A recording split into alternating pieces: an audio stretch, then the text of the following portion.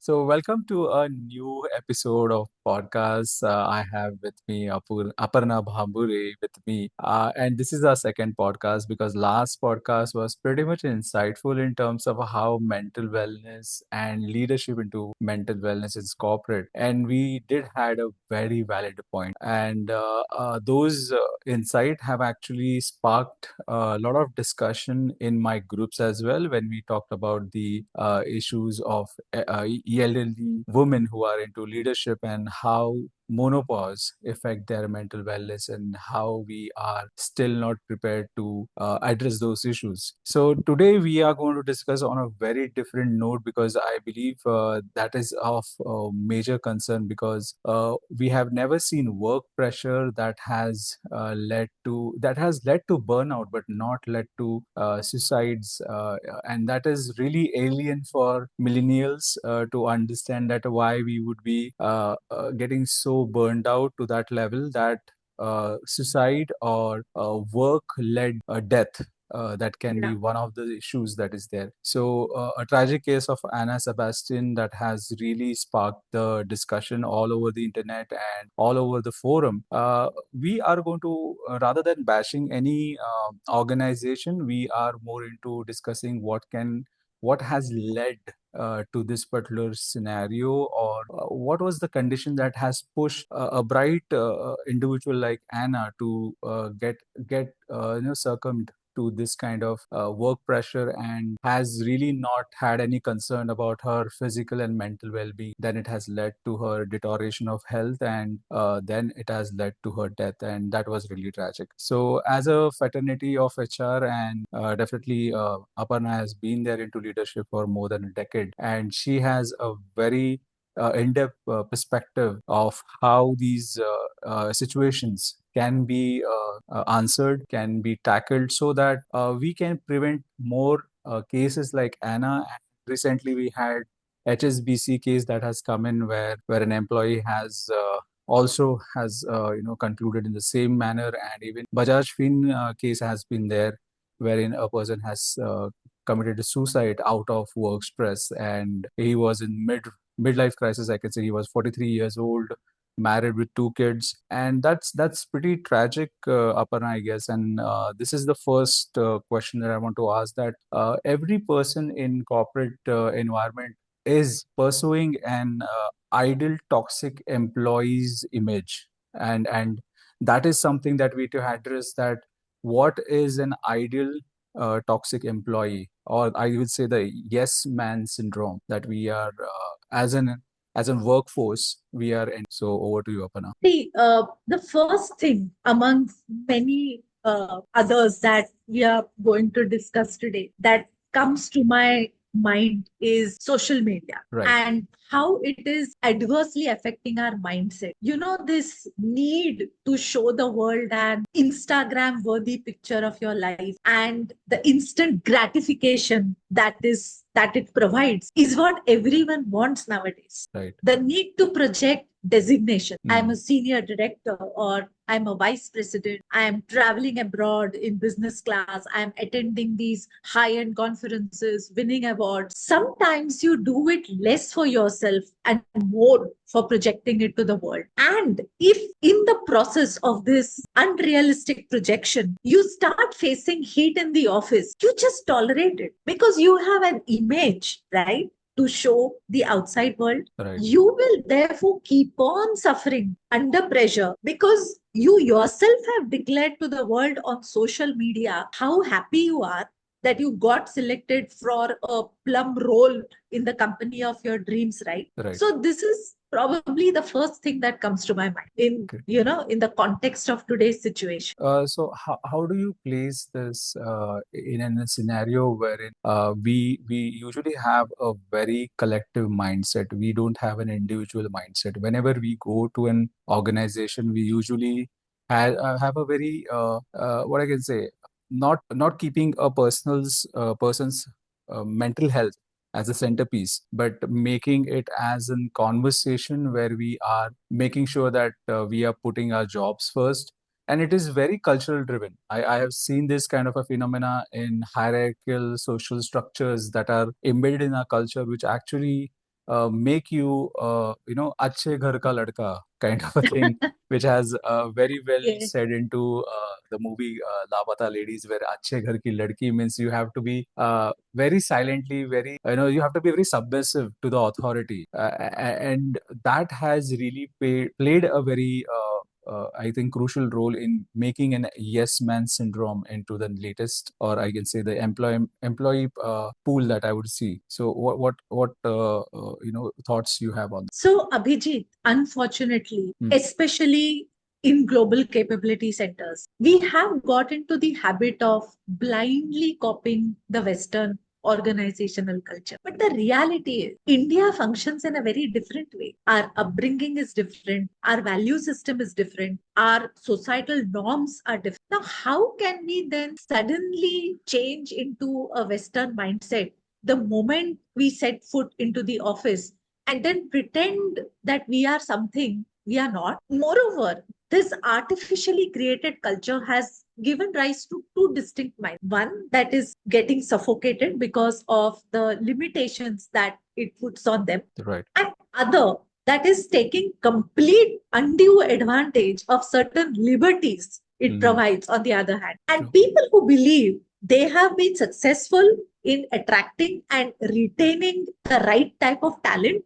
due to this culture should actually check whether their understanding is correct. Because knowing why you are successful is way more important than knowing why you failed. And in Right. my opinion, this success is short lived because we are already seeing an increase in turnover as more and more GCCs are setting shop in India.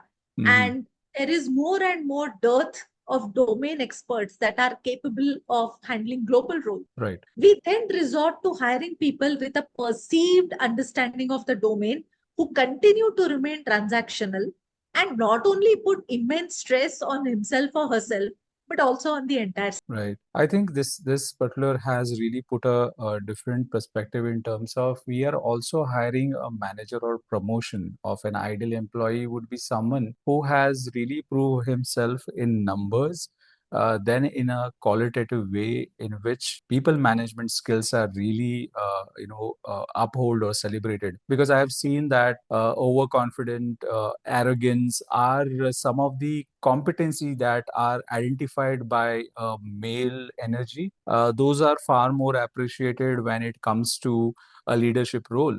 Wherein we can't deny the fact that women are, the thing is like if they are not capable or not, that is their second question. But the thing is like, are we really only hiring people with statistical success, which can be measured into numbers only, and which is very profit oriented, because we haven't seen any kind of KRAs those are aligned to a qualitative environment, or very much psychologically safe environment has been celebrated as a part of the role of a leadership when we see as a manager. So have you come across this kind? Because I think a lot of our PMS systems are really designed on those elements only, which are really talking about numbers more, which are more quantifiable, and wherein psychological safety, the mental wellness of the team is never ever touched based upon PMS systems or any appraisal cycles that we are having, right? So how you look at this, because how this feature would be there of an ideal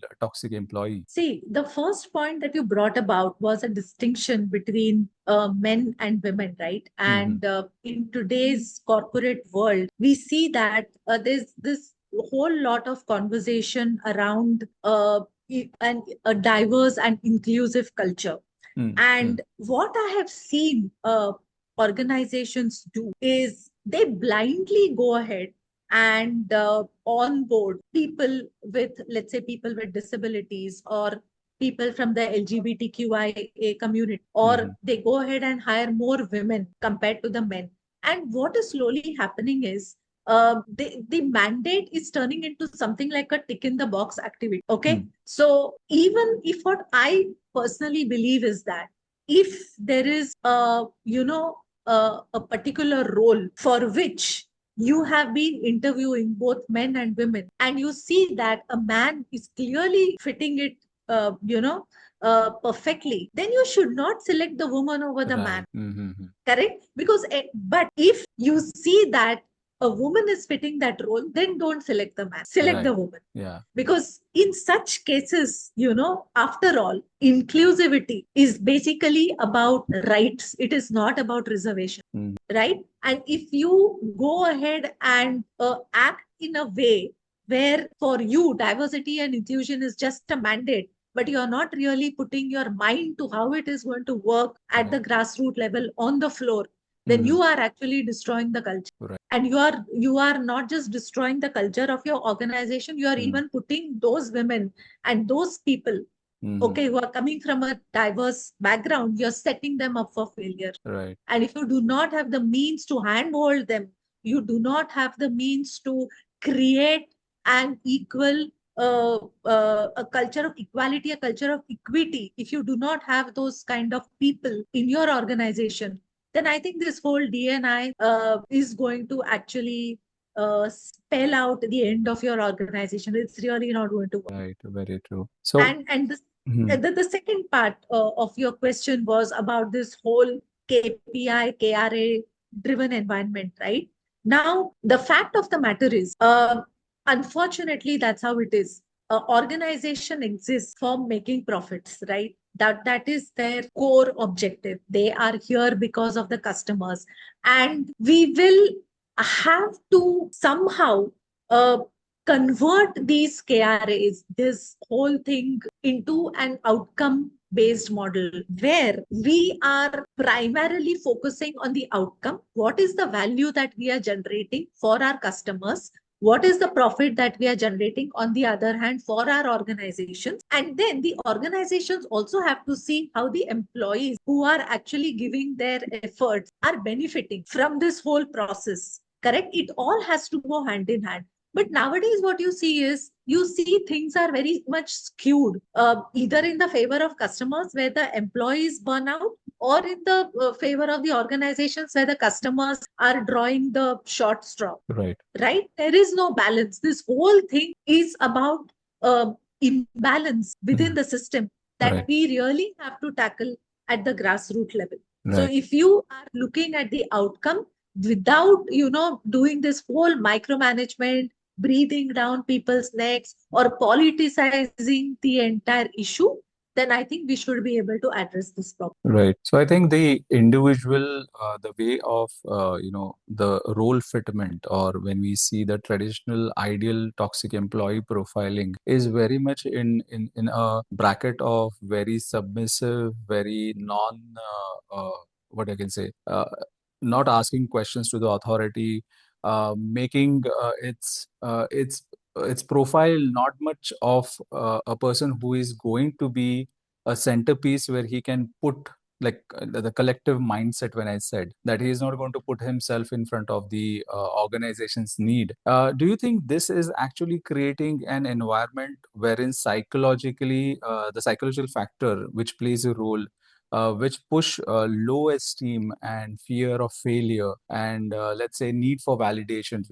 which we are really facing a lot in this particular generation, because of the fear itself, makes you very much, what I can say, getting associated with more security or seeking security within your organization or within your job. So what happens? People take very hasty decisions, which leads to a very subdued decision making part, which can bring out an outcome which is not actually what a person want. It is just a situational base or a fear based decision. So when I see this problem, when all this scenario happened, it is making a perfect storm for a very low esteem kind of a person or a profile of an employee, which can be manipulated, exploited. And this is what the corporate is actually propagating, because where I feel like the empowerment, when we talk about empowerment of the employee, we don't have any kind of fortification or any environment which actually nurture a kind of an questioning the status quo kind of an attitude. It is very much confirmative or conformative kind of an approach. Right. See, the whole point is, and probably, we are also putting in a lot of hours, right? And sometimes it looks like we are just working, we just keep on working and nothing is coming out of it. So even if we say that it's an outcome based model, it should be an outcome based model. We have to add value to the system, value to ourselves, value to our customers, but we don't see that.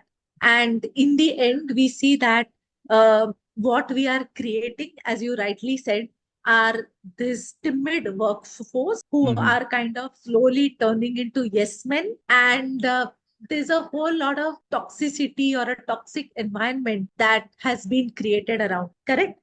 Now, to answer this question, Abhijit, and allow me to take some time here, Yeah, sure. because I would, or rather, let's do some analysis to understand why we have this problem in India. Okay, now we have three generations that make up majority of today's workforce, right? Right. Now we have Gen X, we have Gen Y, who are the millennials, and then we have Gen Z. Gen Z. Now, prior to Gen X, there were the baby boomers and the silent generation who have now crossed the retirement age. Right. And these people have seen India's freedom struggle. Right. Correct? Those generations have literally laid the foundations of a free India on which we so proudly stand today. We cannot even imagine the hardships that they would have faced back then. Moreover, they were the pioneers of India's space age. They established the Indian Institutes of Technology. Right. They laid a strong foundation on which Gen X could build the future corporate India by carrying their baton forward, right? Now, so far, it's a very rosy picture, correct? Right. And in fact, Gen X also literally showed the world that India had arrived on the global stage, Right. right? They not just created jobs within the country, but they also sourced jobs from the West. So Right. if you look at this huge explosion of BPOs, your service providers, the global capability centers that we see Right. today, all this wouldn't have been possible without the hard work put in by this generation. Then came the millennials who had to, put in their share of hard work and their share of efforts to not just sustain, but ensure that the industry grows from strength to strength, from back end transactional work that we were doing so far Right. to, things like knowledge process outsourcing. Then comes Gen Z, and we begin to see huge differences between the way we perceived our jobs back then and the way they perceive it today. True. Okay, I would like to add another angle here. Now, India aspires to not only be a developed country, but a superpower by 2047. Right. Correct? But today, if we, let's say, have to benchmark our per capita income of roughly 2,500 USD against some of the country, we see that China is 4 times higher than us. Right. The US is 25 times higher. Time higher. And in fact, countries like Norway are almost 40 times higher. Right. So imagine the amount of efforts we need to put in, not just to equal, but in some cases even surpass the per capita incomes of these countries, right? Now, with such a lofty goal in front of us, okay, are we in a position today? Because see, most of the things that are happening today is because of the stress that is created on account of the efforts that we have to put in, right? But if we look at all this from a perspective, the perspective that I just mentioned, we are clearly, first of all, not in a position to demand less than 40 hours per week. Okay. I was about to come into that point. We are not. We are okay. So let's put it out of the way. In fact, when Mr. Narayan Murthy sometime back had suggested that 70 hours, at least 70 hours of work brutally, yeah, but he had a point. Okay, now that out of the way, let's say if countries like Norway and Denmark have shorter work weeks and they have these generous paid leaves, it's because they are much more economically advanced than us. There is a huge difference between their poverty line and our poverty line. They get a whole lot of financial benefits from their governments, right. In history, however, they too had to build their countries from scratch. Right. And what they are today couldn't have been possible without tremendous discipline and extreme hard work, right? Right. And as I said, one thing which is very, very clear is we are not there yet. Yes. And yet we will have to continue putting in all the hard work we Mm-hmm. possibly can if we aspire to be there 25 years down the line. But now, with this whole context, let's come down to the fundamental question of work stress Right. and the toxicity that it is creating Right. in our environment. Mm. Because the good news is, if we address this very, very fundamental issue, we don't need to put in 70 hours of work every Very true. week. Very true. Okay. And what is that fundamental issue? The problem is, now, whether it is a team, whether it is an organization, or whether it's the entire country, it is only 20% of the population that is doing 80% of the work. Right. And this is where the stress is creeping into the system at every stage. Mm-hmm. And it is here that people like Hannah Sebastian, unfortunately, or Are the getting others grind in who that particular are system. exactly who are experiencing the whole toxicity of the workplace, Very true. who unfortunately are, they are dying literally because of the stress, or they are ending their own life. Very And true. they probably fall under this 20. Also, mind you, this is true not just at the associate level. Okay. It is also true at the managerial level, at the leadership level, and also at the executive level. In fact, as we go up the ladder, you might find that just one or two highly effective leaders are there who are steering your ship in the right direction. Right. Okay. Now, I'll give you one example here to make things simpler. Now, imagine if you are an associate, okay, and you fall in that 20%. Mm-hmm. Okay. And you are already stressed out because you have that extra workload from 80% of your team members who are not as effective and efficient as you are, right? So you're already burnt out. On top of that, you have a manager who is from that 80% of the leadership. So this manager is also going to get work done from you. Very because true. He or she is not capable enough, right? But someone has to do their work. Right. So part of their work is done by his or her colleague, and part of it gets delegated to their team. Right. And which team members are going to pick it up? Of course, the ones in the 20%. 20%. Right. Imagine the amount of stress these people are being subjected to. Okay. Now, the second, on the flip side, let's look at the leaders. If your manager is among the 20%, okay, he or she has probably climbed up the hard way, right? He or she is probably a domain expert and definitely understands the importance of drawing the team's maximum potential. Right. Which means that 80% of the team, okay, also has to work. So when the time comes, what these 80% will do, they will raise their voice through associate engagement surveys, etc., about the so-called unrealistic targets by this manager. Very and true. Drown the voice of the remaining 20%. So by a sheer vote of majority, the efficient manager is even more efficiently brought down. And this case is handled by the 80% inefficient people sitting in top management. They will take action against the manager in the interest of the 80% inefficient people in his or her team, and the cycle continue, which means that we have successfully created a vicious cycle in which there is artificially created stress that keeps on repeating because only 20% of your people are actually doing 80% of the work. Right. That's my take on it. I think that's a very in-depth and it comes from experience. But when we talk about the standards in which, because I feel a person is a product of his environment Absolutely. more than any other things are there. So I think the element, if I take it in very face value of it, like yes, 20% of people are really grind in order to cover up the inefficiency of 80% people. But why we are in that phase in the first place.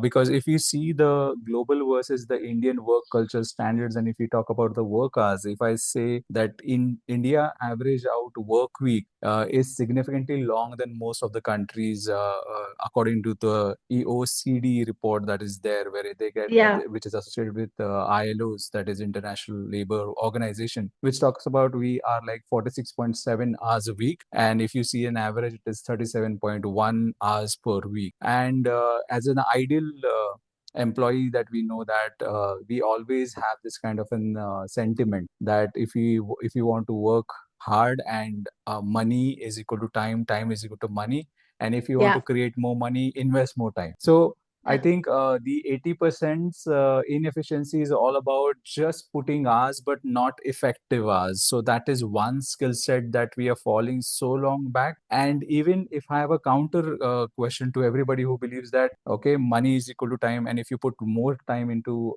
any work, you would turn out more money. But if we talk about innovation on a global scale, and Switzerland, Denmark, France has been undefeated for 13 years straight in terms of innovation. They have been the highest country on the chart who has been innovative, and India has not been into the top 10 at least, where we have so much of youth capital, so much of intelligence that is there in our country, and we are the most hardworking people. So it never sums up. And if you see the work culture and the policy in the top innovative countries, they have very strong labor laws. They have very the work hours are set, 8 hours work hour, paid vacations, financial aid in terms of healthcare, in terms of education, and this particular kind of environment is created because I think that is a pillow or a umbrella that is covered, in which the environment is created, a safe environment where people do strive so much as to going beyond their capacity. And this is where India as a whole and the organization who are working in India have to understand the pulse, that yes, the safety, psychological safety, the financial safety, the healthcare safety, which directly is related to the Maslow's hierarchy of need, and we say the Yes. security and Yes. safety, that if people needs are addressed, the people would be more motivated. It is so basic. When we talk about if the basics are right, people are able to. But when it comes to pure intention of the multinationals, if we talk about it is that the only thing is like the loose end or the free hand that has been given by our system, unfortunately, had made them try the exploitative nature. Because I think human beings are very much, means most of the company would be like, why we want to go to India? Because we have cheap labor. I think we have already identified with that. But to be very honest, in NASA, more than 60% we have Asian people who are really contributing to the intellectual property over there, and they are so much well done. Like in India, in USA, most of the Gujarati community who as are into the financial aspects, so they are like handling the finance, the Patels and the all the other people that are there. So the thing is like what I feel like, if that attitude has to be changed, wherein we have to match up with the global standards, the entire picture would be totally different. And it starts very basic by reducing the stress on fundamentals of work, which are global standard. Because I feel if you are feeling discriminated, and now we are a global citizen, we know what is happening in another country as an employee who is working in India. So that wherein and employers intention does matter, because they come over here, they say that is an MNC, but they end up running a sweatshop. So Yeah. that is something, is a kind of an I'm just voicing out a certain kind of comments that has come in, and certain kind of news channels which have been putting those particular news, that yes, we have to work on fundamentals, as you said, that 80% inefficiency is all because of one psychological aspect, that is they are not feeling psychologically safe in the work environment. So that is one aspect wherein people are feeling less motivated. So There is another thing that you mentioned about the hustle culture, yeah. right? So we have this hustle culture as well. And you also spoke about innovations, and what you said is absolutely true. Yes, some of the Western countries are probably way ahead in terms of innovation. It's not that India is far behind. We do have a huge talent, but again, to address some of the fundamental issues, you don't even have to put in these very high-end automations or innovations in place. Let me give you an example, okay, from my own experience. How we have created this artificial work and how it can be easily weeded out. Right. Now, in one of my previous organizations, I had a team that used to report into me, and this team was responsible for generating various kinds of tailor-made report according to stakeholder requirement. Okay. So the stakeholders were either internal or they were the clients, our clients. So whoever wanted a particular report with some specific data, they used to approach my team and give their requirements, and we used to start generating the reports. Now, what happened over a period of time is the number of reports started increasing. Okay. And that is when we decided to go back to the clients and ask them, okay, every month, do you need this report? That's when we realized that when they needed something, they used to be extremely prompt in coming to us. But then when they stopped the requirement of the report, they never told us. So what we did is we used to generate report after report, which was just going into their probably their directly to their trash box. Right. They were not even looking at it. So imagine the kind of waste that we were actually generating just because we were not going back and asking whether you still need it, or because the stakeholders were not proactively coming back and saying that no, we no longer need it. This is a small tweak, right? Right. Now, in this case, okay, fine. It was our responsibility. We did address the problem. We actually reduced the headcount of that team by more than half. And what I also want to say here is that even clients should understand that they are paying for resources. Right. And therefore, they should not engage them in non-value added tasks. Right. Correct? Second example is some of these organizations have some teams, some of them call it operational excellence team. Okay. And it's a big misnomer. Of course, some of these teams could be genuinely engaged in operational excellence Very true. activities.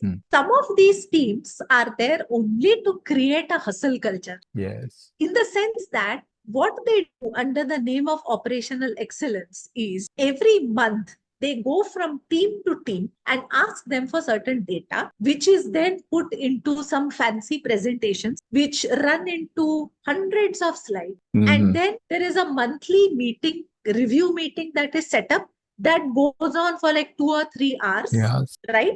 And what comes out of it, That's what questionable. value it has, exact. In fact, what I would like to suggest is these teams should put a monetary, they Penalty. need to, yeah, Okay. no, they need to actually check what is the, or they need to put an amount against the F that is wasted Right. in collecting the data, Data. not just their own, but everyone involved. Okay. Right. Then putting this data into a fancy presentation, facilitating the presentation, and they need to compare it with the outcome, everything in terms of money. Then they will realize how much of non-value added stress we are actually generating, creating, artificially creating, and injecting into the system. These are small things. Why can't we become agile? Why do we need kind of reviews, especially?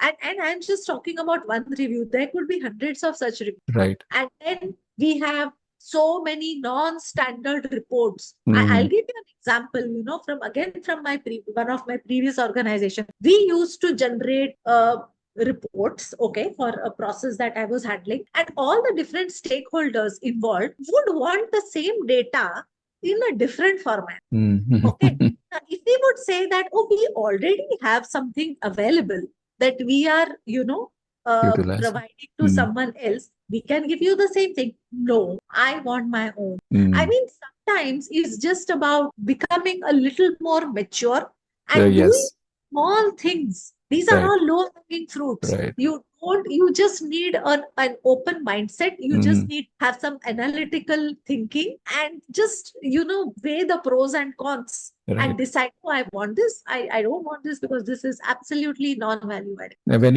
you talk about non-value adding, and I had this particular kind of a readout in which we every day we wake up with a certain amount of dopamine. So that is that hormone is something that creates an interest and anticipation of anything that create focus and everything. But the kind of hustle culture, when we talk about the people who want to be constantly log into different screens, and that is also expected from the organization, that everybody who, once you log out from your laptop, you have to be on your mobile phones. Then Oh you have a yeah. different size screen for everything. Then after that, what happens in this particular race where we are expecting an hustle cultural kind of an implementation? There is a lot of mental wear and tear that happen, because if you are waking Yeah. up with a certain kind of a dopamine capacity, and you exhaust it in first 3 hours of constantly looking at the screen, getting distracted by multiple distractions, and this is going to get into a habit of inducing more of it. And in that race, what will happen, it is just like a muscle. If you pull it more, it is going to stretch to its maximum limit, but after Absolutely. that it will start deforming. It will Yeah. not function as the elasticity which has to come back to its original form. It is going to be deformed. And I think most of the people who are induced to this kind of dopamine hyperstimulation by getting into multiple screen, like once they are logged out, they have to be on WhatsApp. Once they are in the WhatsApp, they have to be on LinkedIn. And LinkedIn have now become a new Instagram for everybody to put on their any kind of Yes, achievement that is there. That I was I yesterday I was agree. talking about, that even a person who is an intern, he would also put in that I'm really excited and all this, and that is also creating an undue pressure. The way you have said, that we have creating artificial stress of catching up with the other person who is in that cycle, and we want to make it a point that, oh no, I'm not lost in Yeah. this particular part. The fear of FOMO we talk about, Yeah. missing out. So he will also go on Coursera. And we have seen that out of 10 courses that you do, only three of them you really complete. Six of them you have started in between and you have left it. And Coursera's report was there that only 40% of courses out of 10. So if you take four courses, you will do to 50%, and then you leave it. It is just the way that Yeah. we are over consuming lot much of those things. And in this race, where I feel like there is also a psychological element effect is also there. Secondly, there is an environmental element is also there, that we are skipping out in entire rush of social media, because I just read that it requires 3 glass of water to create 100 words paragraph by chat gpt. So that Wow. is a new thing. Wow. So 3 glasses of water, drinkable water, to Uh, because the more the computing power a server requires, it has to be cooled down. To In order to I cool down the understood. servers, Yeah, you that's require a certain kind of amazing. water to cool those servers. So I was like wondering, like, if I'm putting anything on chat gpt, or if I'm putting AI into work, I'm also putting an extra effort. So any photograph that is just like you're drinking a coffee and you put it on an Instagram, just saying that I'm having this cup of coffee, we are actually investing natural resources towards it. This So is very this powerful, Abhijit. Thanks for sharing. so this is where we are really exploiting each and every resources that we have, mental as well as social as well as environment, just to create a kind of an environment, artificial, which doesn't have any kind of an outcome, which we are really able to what I can say, convert into a value add. It is just one another activity which is useless, as making another report which is not as going to be reviewed by anybody. Because as you said, Correct. there are 100 and 100 page of report, and then there is like different types of variation of report they require in different format. Why you require that? Just to make a statement that yes, we are important, my point of view is important, and my role in this organization is important. Because if I miss out on that particular importance part and the hustle culture, I would be obsolete. And this is where the entire thing is boiling down to. We are not healthy enough to even administer our daily tasks in lot many aspects. So this is where we hustle culture is all boiling down to. So that's the glorification of it. So we have to see in that how we are identifying those issues and how we are really working on that.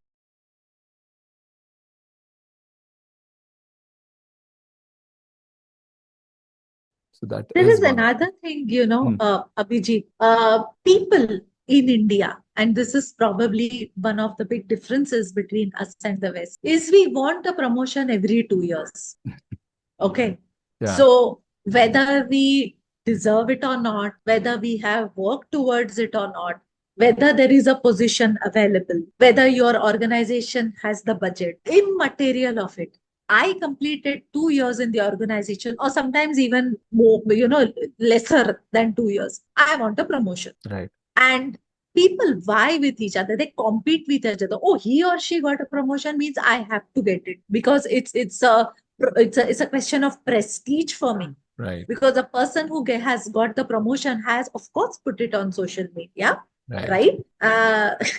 And that really pinches me. Correct. right. I'm not happy. And unfortunately what is happening is human brains are unfortunately programmed to never be happy, Yes, because even if you reach your goal, even if you get that promotion every 2 years, the happiness that you feel at that time is short lived, because you yeah. immediately start aspiring for the next higher Next, target, right. the next higher job, the next Mm, promotion, the next salary hike, and so on and so right, on, right? And this is something, uh, right? If you really want to reduce your stress levels, or you really want to be happy with what you have, you need to be, or you need to learn to be satisfied. In fact, if you stay in a job, for in a role for more than 2 years, and you see that happening in the Western culture, right? very true. They stay in their job for many years, and that's how they become domain experts. That's how they learn more about the subject. That's how they gain more knowledge, and that helps them. It helps them whether they tomorrow decide to move laterally or vertically. But in India, we do have a huge talent pool, but that talent pool keeps jumping from place to place. Very How true. are we going to gather that knowledge? Right, right. And the That's whole reason for this mm, jump is because of that instant gratification. gratification that we That have. see, And my career is skyrocketing. that is where the social media has played a very pivotal role in terms of being the parents of the Generation Z, because that's where it has happened. Because most of the I think the millennials were busy making living for themselves and their childrens, and in that particular point of race, there was very few point of time where people have really spent, or parents have really spent quality time with their younger one, and internet and social media were the only oasis or a resort where they can go and they can actually learn about how operates.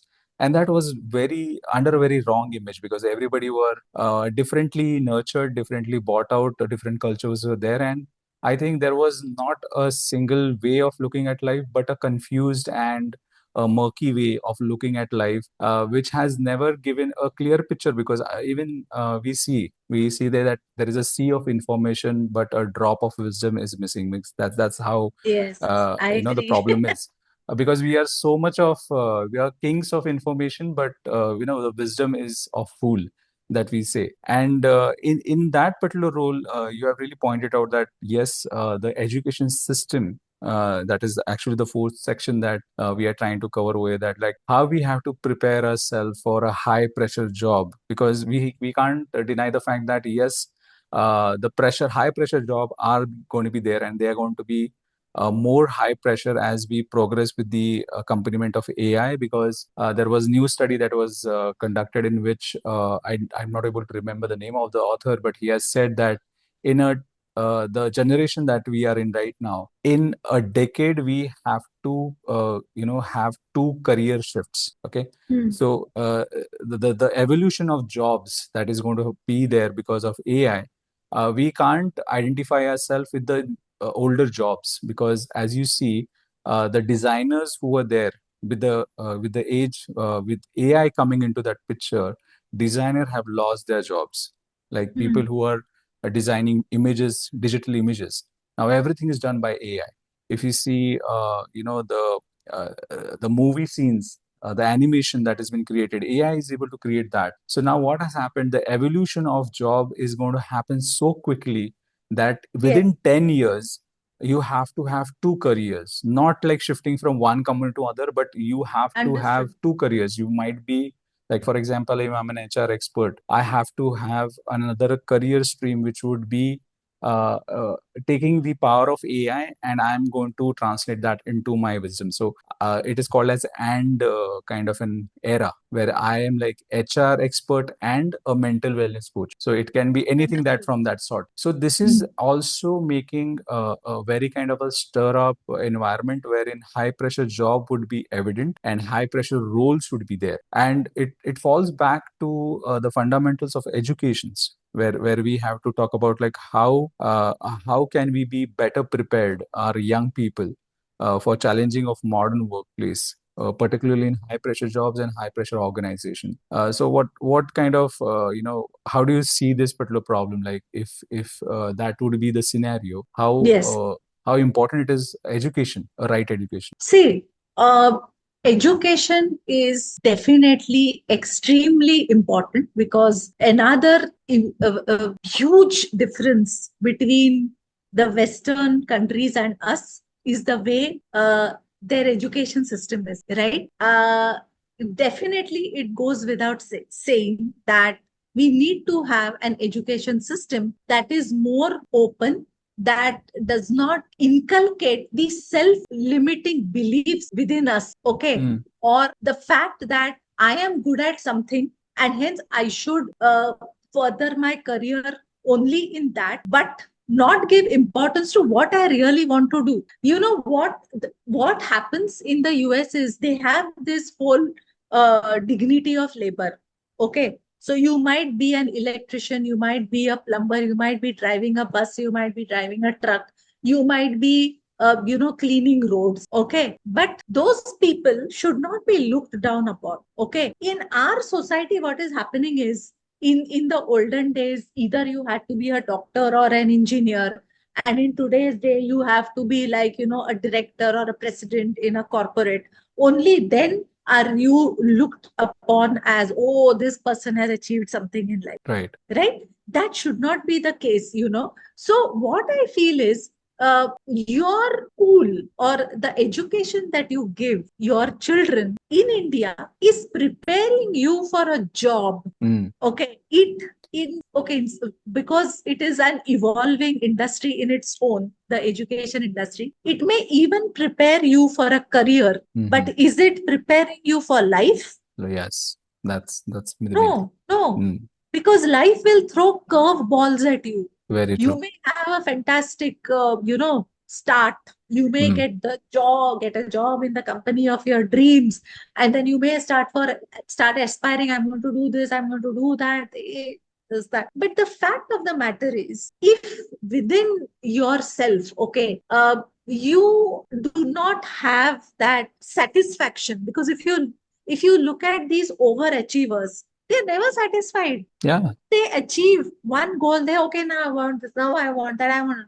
And this is where I'll give you a couple of examples from my own life. Okay, when I was in this or I was struggling in the corporate world, okay, climbing the corporate ladder, and I used to have these long work weeks, probably more than 70 hours for sure, 7 days a week. All I wanted in life, Abhijit, was I wanted a home of my own with a balcony Yeah. and a nice little garden in the back. That was my only dream, because I was not getting enough sleep. I was not getting time to eat. I did not have a social life, nothing. And I said, if I used to pray to God God, I just want a home and a balcony, and that's it. And the other day, and then life moved on. Okay, I probably even forgot what I wanted, and I don't know how 5 or 6 years back I got a home. Okay, a home that is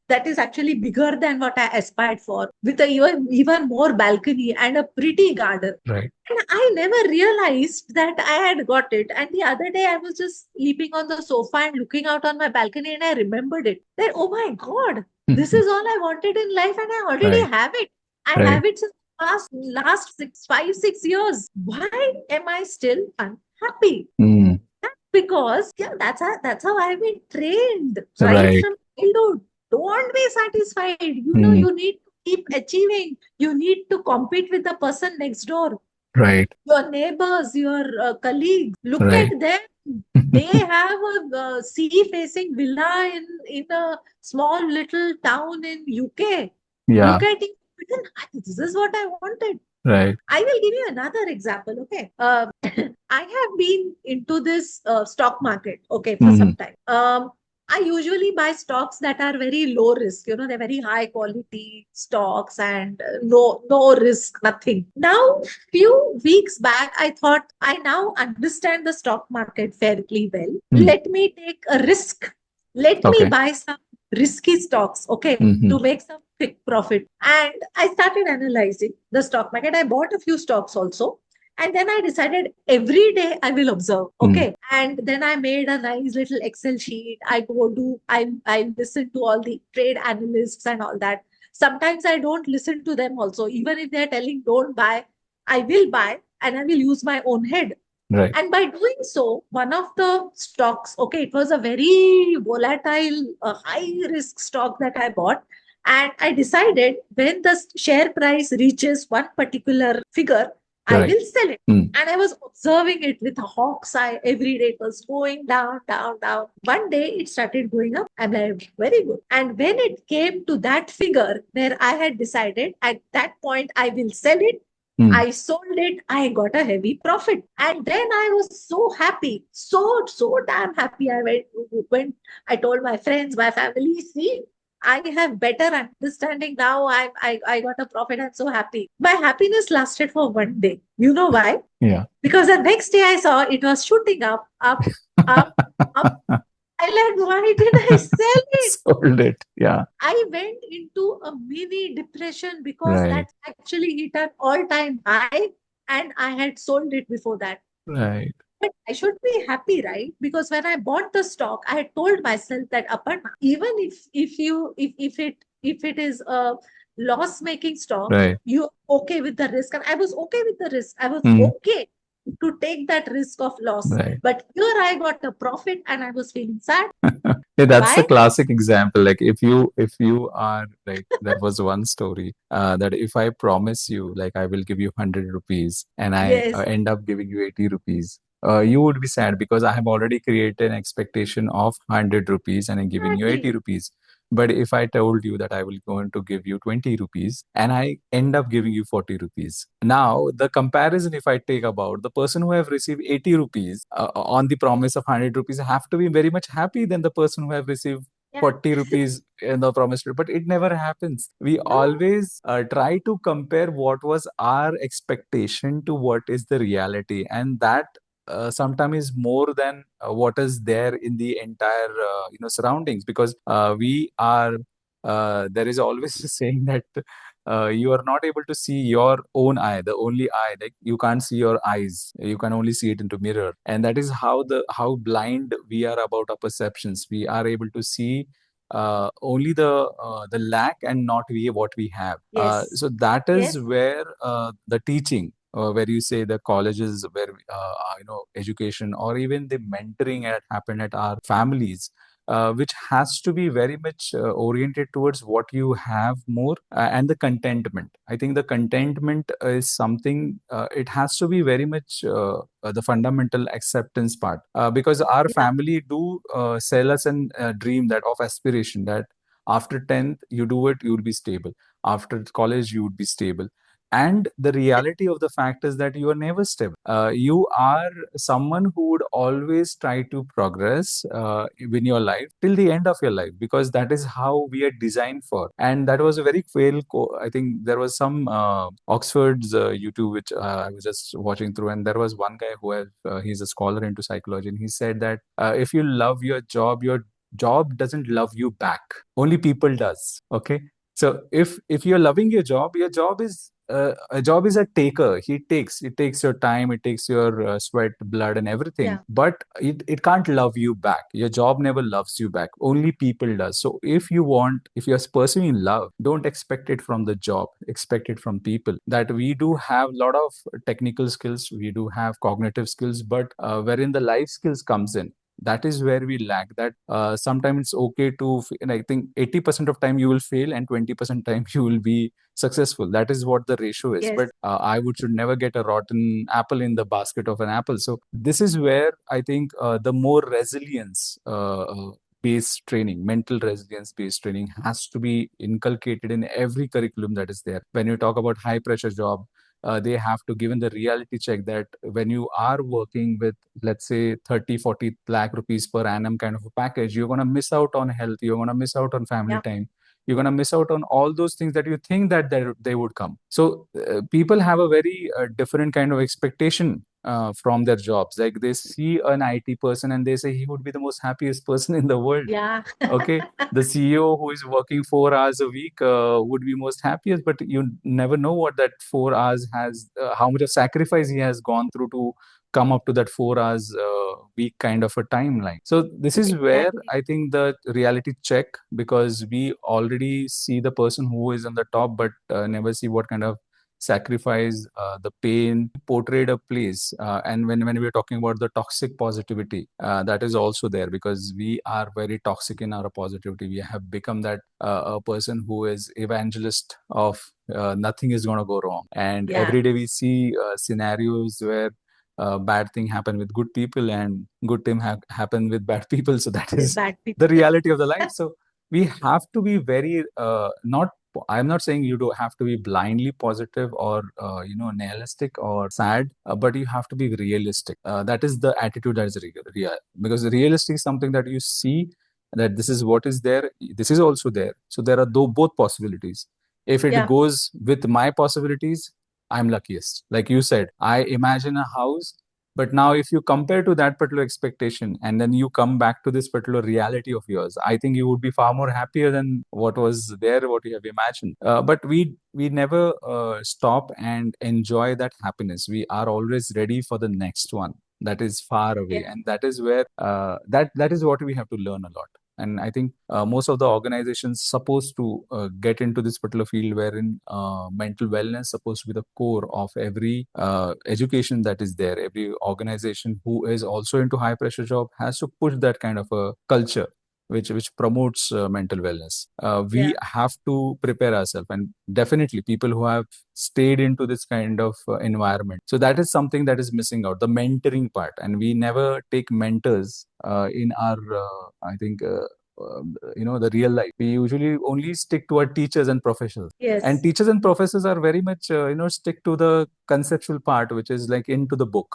Very few teachers have a mentoring kind of attitude. So this is where we have to draw a line that every person from the beginning itself, from the first when he enters into that particular field, he has to make sure that we are putting mentor also in place.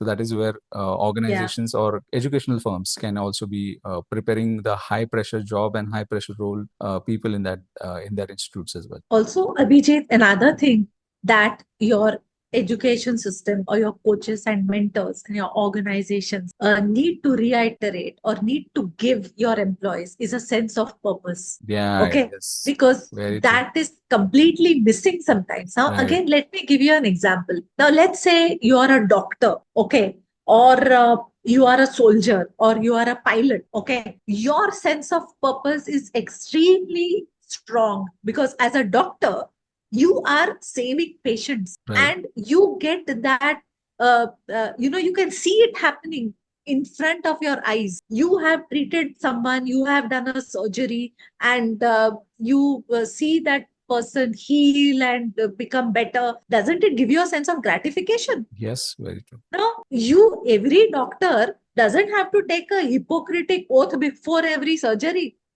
because they know what their purpose is. They know what they're doing. So we don't have to tell the doctor before every surgery ki Baba re, the life of this person is in your hand. Please make sure that you don't, make any mistake. Similarly, for a soldier, his purpose in life is to kill the enemy. So whether you're saving a life or you're killing an enemy, Right, the gratification is instant. right, Or if you are a pilot and you are flying hundreds of people, in your aircraft, you have to be careful because one small error here and there, and probably you are learning a lesson for life, life, right? right, Maybe not just your career, but your entire life is life, destroyed. very So true. all these processes that are operating at probably more than Six Sigma levels Mm, have a very, very strong purpose. very But true, to the other side, okay, if I am someone who is manufacturing nuts and bolts, what is my purpose in life? very true. How do I know where the nuts and bolts that I'm manufacturing Fit are into. getting used? They Mm, could be getting used in a supersonic jet, or they could be being used in a pressure cooker. How do right, I know right, what is my purpose? And the same thing happens with people in a corporate environment who are probably doing back end work, and they are not seeing that in front of them, and that sense of purpose is lost, which is why it is up to the society or the family or the organization, your leaders, to keep reiterating that sense of purpose, because all of us have it. It's just right. that some of us can see it in front of us, Mm, some of, so I think very that true. things that is really Yeah, important. surely. And I think one of the article that I have just recently posted on identifying your purpose in the age of AI, that Yeah. makes it very much evident because once your job is absolute and you have identified your entire existence as a part of being an HR, being an engineer, being a doctor, and definitely AI is going to take that particular job. How are you going to know that what I'm going to get up tomorrow morning and I'm going to do? That is going to be the major, I think, the existential crisis that every person would face Yeah. when AI would be at the the prime of their operations. And I think it is always said that. This is again a bigger topic than the next podcast, but when I feel like this is the time when we start really introspecting in ourselves rather than going outside noises of validation and fame and being a micro celebrities of their own spheres and everything. The time has come to a point where we really want to see in what is the treasure that is inherently inside us. And I think this is where we have this analogy wherein that the ship is going to sink. You're not going to build up a rescue boat. When the Yes. ship is sailing right, then is the time that you're going to prepare this rescue boat, not at the time of sinking. And I feel that everybody, when I say them that you have to always work on your and, that is very much important because there are two rules that you are going to do after AI is on the full verge of its evolution. That as a human being, what would be our next frontier of purpose? And purpose is what everybody drive. Even if being lazy and being very self-centering, that if that is my purpose, definitely I will do my role very much better to get my laziness. Nothing wrong in that. But the thing is, like, if we are purposeless at the end of this particular, let's say, a century or next 5 decades, there would be a lot of chaotic scenario as we are progressing towards that. With AI coming in picture, the work pressures are going up.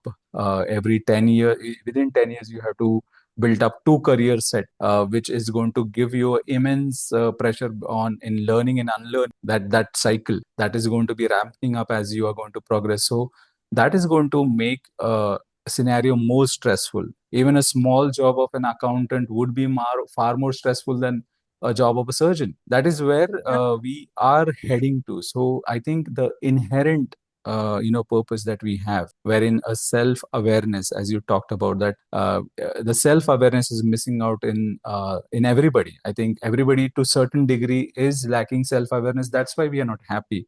Or I think when you said happiness is just a fleeting emotion, but we are someone who have to seek for joy. And joy comes from purpose, not from achieving the external part. So and joy is far more constant than happiness. So if everybody, if you take this particular kind of an introspection in this kind of a podcast, like we are almost at the end of this particular podcast, where I can really sum up that from the artificial creation of stress, and then we coming back to how the ideal employee profile is there, which is very much yes man syndrome that we talked about. Who is not prioritizing himself in the face of high work pressure or high demanding, and which is an artificial created one. And if we are not putting those boundaries, if you are losing on those particular site of self awareness, uh, the kind of stress, anxiety, and burnout are inevitable. The more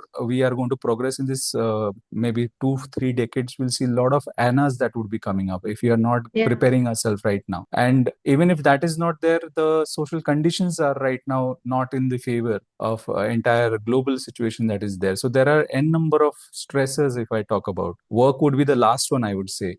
But environmentally, we are also creating a lot of carbon footprinting. As I told you, that there Yeah. are, let me correct it, there are 4 bottles of water that is required for 100 words. Okay. Oh, So not even three, there are 3 glasses. It is 4 water bottles more that you require for bottles. 100 words, for a chat GPT to produce 100 words. So now, if we are going to progress in that particular part, and I know this would be a uphill kind of a climb for everybody who is going to in this particular part. But I think when we are seeking this kind of conversations, when we are talking about not what you have achieved, not what I have achieved, but together what we can do to be more happy, more safe, and more cordial in this particular environment, I think those conversations would make a more important impact on our mental health, rather than See, just being competitive, rather than just being validating ourselves with hollow kind of an impression that we are trying to make through social media. But I think discussing real problems, like men problem, women problem, because everybody is going through that, and we are really so much distracted that we are not even putting our heads to that particular issues that is there. So I think this particular podcast has really put on a lot of light on different aspects which we are trying to heal ourselves into. One is your yes boss, yes man syndrome. The second is what are the different kind of glorification of hyper competitive and the hustle culture that we talked about, and how education institute can actually prepare people for higher pressure job and higher pressure organizations. And this is really important because what you can say, mental health as a centerpiece of every task that we're doing in. So that is an important part. So I'm yeah. really thankful, Aparna, that you have come along to this particular podcast. It has been a great insight and again great input again. And That definitely, is I will be coming up in getting in touch with a lot many other topics that we can talk about, because I think the issues with women into corporate and leadership, that is something that I'm going to cover in upcoming, because October has been celebrated as mental Oh, health yes, absolutely. month. So 10th of October would be the mental health day. So this is where Wisdom Seed is going to come up with series of podcast which will be covering a lot many aspects, or the post, or we are going to have some meets in Pune wherein we can discuss those issues which everybody is facing right now. So thank That's you, Aparna, really. once again. And Thank you, Abhijit. yeah, It's just that, before you conclude, yeah, I have just one small piece of advice. surely. Find happiness in small things. And while you were talking about it, I just remembered these two lines from a poem that Uh-huh. we had in school by Santa Tukdoji Maharaj. And it goes like this: Rajasa जी महाली, सौख्ये कधी मिळाली, ती Mm. सर्व प्राप्त झाली या झोपडीत माझ्या. It Wow. means whatever joys a king gets in his palace, all those joys are available to me in my little hut. But It's yeah. just about how you look at it. That's it. Wow. What Thank a way to end. Very good. Great, great. Thank you so much, Aparna. And thank you, everybody, for listening to me. We'll get back to you on our next podcast. Thank you so much. Thank you, Abhijit. Bye Thanks. bye. Bye.